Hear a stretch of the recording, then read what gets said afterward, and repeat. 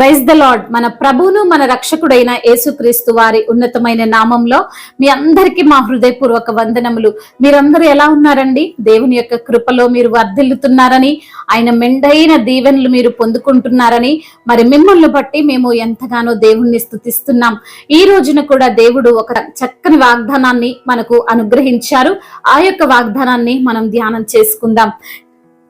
అపోస్తుడైనటువంటి పౌలు గారు కొరింథీయులకు రాసినటువంటి మొదటి పత్రిక 1వ అధ్యాయము 26వ వచనాన్ని చదువుకుందాం. సహోదరులారా, మిమ్మును పిలిచిన పిలుపును చూడుడి. హల్లెలూయా. దేవుడు మిమ్మల్ని పిలిచినటువంటి పిలుపును చూడండి. ఏ స్థితిలో దేవుడు మిమ్మల్ని పిలుచుకున్నాడో, ఎటువంటి కష్టములో దేవుడు మిమ్మల్ని పిలుచుకున్నాడో, ఎటువంటి శోధనలో ఆయన మిమ్మల్ని పిలుచుకున్నాడో అది మీరు ఆలోచించండి. పిలిచినటువంటి పిలుపును మీరు వ్యర్థం చేయొద్దు అంటున్నాడు. ఆయన ఆశ్చర్యకరమైనటువంటి వెలుగులోనికి మనల్ని దేవుడు పిలిచాడండి. తన యొక్క వెలుగులో మనల్ని నడిపించడానికి ఏ పాపము, ఏ దోషము, ఏ యొక్క అతిక్రమము మనము చేయకుండా సత్యమైనటువంటి మార్గములో నడవడానికి దేవుడు మనల్ని పిలుచుకున్నాడు. ఆ పిలుపును త్రోసివేసి ఈ లోకంలో ఉన్న వాటి కొరకు పరుగులు పెట్టుకుంటూ, దేవుణ్ణి తృణీకరిస్తూ, దేవుణ్ణి ప్రేమించకుండా మనుషుల్ని ప్రేమిస్తూ, దుఃఖపడుతూ, వేదనలో ఉన్నటువంటి నీతో దేవుడు మాట్లాడుతున్నాడు. హల్లెలూయా. ఆయన పిలిచినటువంటి పిలుపును నీవు వ్యర్థమో చేసుకోవద్దు. లోకంలో గనులైన వారిని ఆయన పిలుచుకోలేదు, లోకంలో జ్ఞానవంతుల్ని ఆయన పిలుచుకోలేదు. కానీ ఎవరిని పిలుచుకున్నాడు? నిన్ను, నన్ను. ఏ అందము లేదు, ఏ జ్ఞానము లేదు, ఎటువంటి మంచితనము మనకు లేకపోయినప్పటికీ తన యొక్క కృప ద్వారా, తన యొక్క కనికరము ద్వారా ఆయన మనల్ని పిలుచుకున్నాడు. ఆ పిలుపును నీవు వ్యర్థపరచుకోకుండా దేవుడు పిలిచినటువంటి పిలుపుకు గాను మనము ఆ లోబడే వారముగా ఉండాలి. నిన్ను ఆశీర్వదించడం కోసం ఆయన పిలుచుకున్నాడు. నిన్ను విడిచిపెట్టడానికి ఆయన నిన్ను పిలుచుకోలేదని దేవాతి దేవుడు మాట్లాడుతున్నాడు. అబ్రహామును పిలిచాడు దేవుడు. అప్పటి వరకు దీనస్థితిలో ఉన్నటువంటి అబ్రహాము పరిస్థితి, 100 సంవత్సరాలు అవుతున్నా ఒంటరిగానే జీవిస్తున్నారు. ఎటువంటి సంతానము లేదు. బంధువుల యొద్ద నుండి దేవుడు రమ్మని పిలిచాడు. నీవు నీ యొక్క ఊరి నుండి, నీవు నీ అన్నదమ్ముల నుండి, నీ పితరుల దగ్గర నుండి నువ్వు లేచి నేను చూపించబో దేశానికి వెళ్ళు అని అబ్రహామును పిలిచాడు. పిలిచిన దేవుడు నమ్మదగిన దేవుడండి. కాబట్టి అబ్రహామును దేవుడు ఆశీర్వదించాడు. అనేక జనములకు తండ్రిగా తనని దేవుడు ఆశీర్వదించి దీవించాడు. అదే విధంగా నిన్ను కూడా దేవుడు పాపములో నుండి, శాపములో నుండి, ఆ కలగబోయే ఆ నరకము నుండి దేవుడు నిన్ను తప్పించి తన యొక్క కృపతో నిన్ను పిలుచుకొని, నిన్ను దీవించి, నిన్ను ఆశీర్వదించి, నీ ప్రతి పాపమును తన యొక్క రక్తము ద్వారా కడిగి నిన్ను పరిశుద్ధపరిచి పవిత్రపరిస్తే, లోకం వైపు చూస్తూ, లోక అందాల వైపు, లోకంలో ఉన్న ఆకర్షణల వైపు చూస్తూ దేవుణ్ణి తృణీకరిస్తూ, దేవుని యొక్క ప్రేమను త్రోసివేస్తూ ఉన్న నీతో దేవుడు మాట్లాడుతున్నాడు. ఆయన మరలా నిన్ను నీ యందు జాలి పడుతున్నాడు. నిన్ను పిలిచింది లోకంలో కలిసిపోవడానికి కాదు. నిన్ను పిలిచింది మరలా నువ్వు కష్టాలు పాలు కావడానికి కాదు. నేను పిలుచుకుంది ఆశీర్వదించడానికే. నిన్ను అంచెలంచెలుగా ఆశీర్వదిస్తానంటున్నాడు. నిన్ను గొప్ప చేయ మొదలు పెట్టదనంటున్నాడు.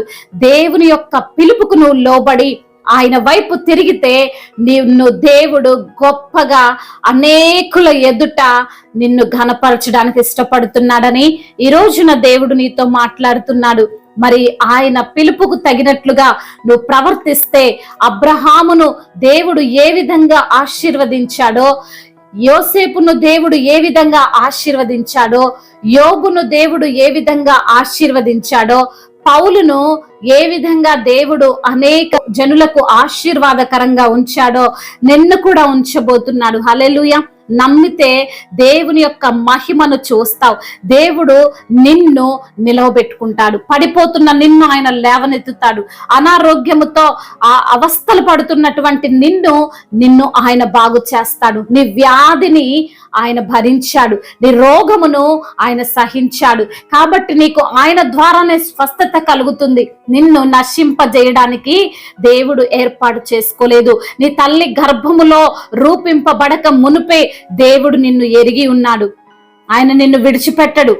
ఎవరు నిన్ను విడిచిపెట్టినా, నీ తల్లి నిన్ను విడిచిపెట్టినా, నీ తండ్రి నిన్ను విడిచిపెట్టినా, నీ బంధువులు నిన్ను విడిచిపెట్టినా, నీ స్నేహితులే నిన్ను విడిచిపెట్టినా ఆయన నిన్ను విడిచిపెట్టడు.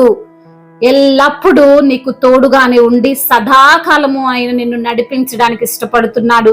ఆ పిలుపుకు తగినట్లుగా మనము దేవుని యొక్క మాటకు లోబడి ఆయన వైపు తిరిగితే మనము ఆశీర్వదింపబడతామని దేవాతి దేవుడు ఈ రోజున నీకు సెలవిస్తున్నాడు. ఆయన మాటను నమ్మి ఆయన పైన విశ్వాసం ఉంచి జీవించు. దేవుని యొక్క లేఖనముల ద్వారా మనము ప్రవర్తించినట్లయితే మనకు అంతా మేలే కలుగుతుంది. కాబట్టి మరి దేవుడు ఇచ్చినటువంటి ఈ యొక్క వాగ్దానాన్ని మనం స్వతంత్రించుకుందాం. ఆయన పిలుపుకు తగినట్లుగా జీవిస్తేనే మనకు ఆశీర్వాదం అని గ్రహించి వాక్యానుసారంగా మరి నడుచుకుందాం. దేవుడు ఈ మాటలను దీవించునుగాక. ప్రార్థన చేసుకుందాం. దేవాతి దేవుడు మనకు ఇచ్చిన వాగ్దానాన్ని బట్టి ప్రార్థన చేసుకు. అయ్యా, లోకములో ఉన్నటువంటి ఘనులనైనను జ్ఞానులనైనను పిలుచుకోక ప్రభువా, అయ్యా వెర్రివారమైనటువంటి మమ్మల్ని మీరు పిలుచుకున్నారని తండ్రి, పిలిచినటువంటి పిలుపుకు మేము లోబడి జీవిస్తే ప్రభా మేము ఆశీర్వదింపబడతామని లేఖనము ద్వారా మీరు మాతో మాట్లాడారు. మమ్మల్ని ఎంతగానో ధైర్యపరిచారు ప్రభా. మీకు స్తోత్రములయ్యా.